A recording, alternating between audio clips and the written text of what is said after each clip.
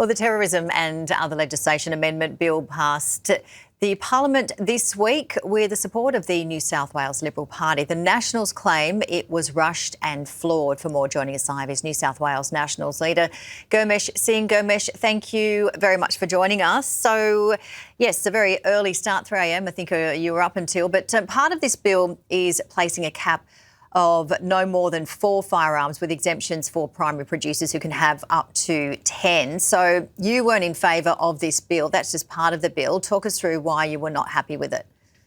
Well, mainly because of the complete lack of consultation. I mean, the event happened on Sunday, a week and a half ago, and we were debating this bill on Monday week, 8 days in between. So there was no time to consult with regional stakeholders. In fact, New South Wales Farmers, Country Mayors Association and the Sporting Shooters Association were notified on Sunday night at 5 o'clock before we were due to debate the legislation the next morning about the details of the bill. And that's simply not enough time. There was they weren't able to provide any feedback. They weren't able to provide any input into the bill. And we just thought, gun reform is highly emotive. It's complicated. Howard took months to get it right. And here we were trying to rush it through within 7 days. And it just is not right for our communities because there's so many unintended consequences. Dan Repicoli and the AOC also have come out with their opinions as well, haven't they? Well, that's right. And particularly we've got, potentially we had athletes who were competing overseas whose licences could have been null and void while they were competing overseas because of this bill. And they are the kinds of unintended consequences that we wanted to avoid because, particularly around primary production as well, the limit of 10 is probably going to be okay for most farmers. But we know that for some farmers, they're going to have to now work out what they're doing now with their big properties, how they're going to control pests on their larger properties.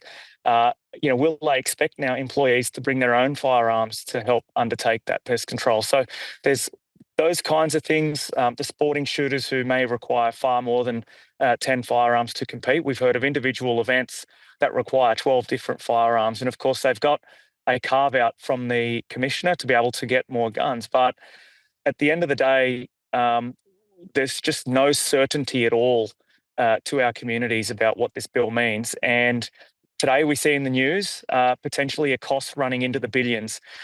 Minns and his government have yet to tell us how they're going to pay for this. Is the money, as usual, coming out of regional New South Wales to help pay for this very rushed decision? Did you have much time to talk to the New South Wales Liberals because we know that they supported this bill? Look, we didn't have much time at all. We saw the details of the bill on Saturday before it was due to be debated on the Monday, obviously with a lot of amendments as well going through the House. Look, they were part of the bills that we supported as well. We supported the part around the illegal assemblies, the terror, what do you call it? The Nazi symbols and the terror symbols. We obviously supported that part of the bill as well. But for our communities, it was the firearms part of the bill that affects us the most, and that's why we could not support this bill in its entirety. Why couldn't you have split the bill? Well, why didn't Minns split the bill? I mean, this was a government bill. They should have been introduced separately. So it wasn't but I discussed? think he wanted to do. It was not discussed with us. In fact, we weren't consulted until Friday evening, where we had a very rushed briefing by the government.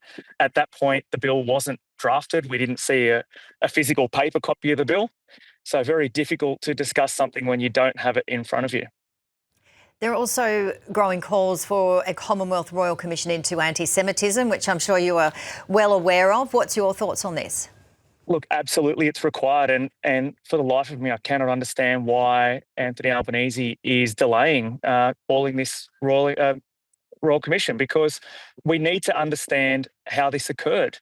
This wasn't just because they had firearms. We've got millions of law-abiding firearms owners across the country. Obviously, this has got to do with extremism and it's got to do with terrorism. It's got to do with them going over to the Philippines and either being radicalised or undertaking some sort of training over there. We need to get to the bottom of that. And a Royal Commission is the best way. It's been called for by just about every different quarter of society is calling for it, including many Labor former ministers as well.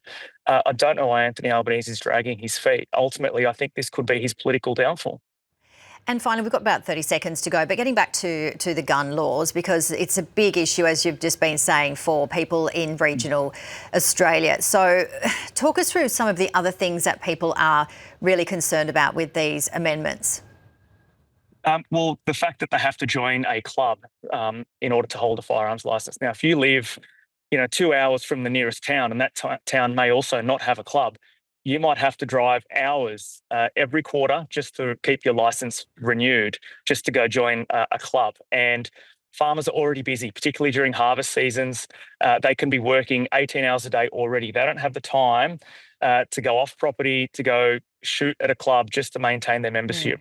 So it's really ill thought out, that particular component. Even the Greens were with us on removing that, but Labor were not. Yeah, certainly a lot of people in the city that we've been talking to this week are saying, why do people need more than 10 guns? But, it's good to get the thoughts from people in regional Australia, because that's what we want to, understand more and more of, vice versa. But yes, as we mentioned, the laws have been passed, but we've run out of time. We'll have to talk to you again soon. Enjoy the rest of your weekend, and thanks for joining us. Thanks, Janie.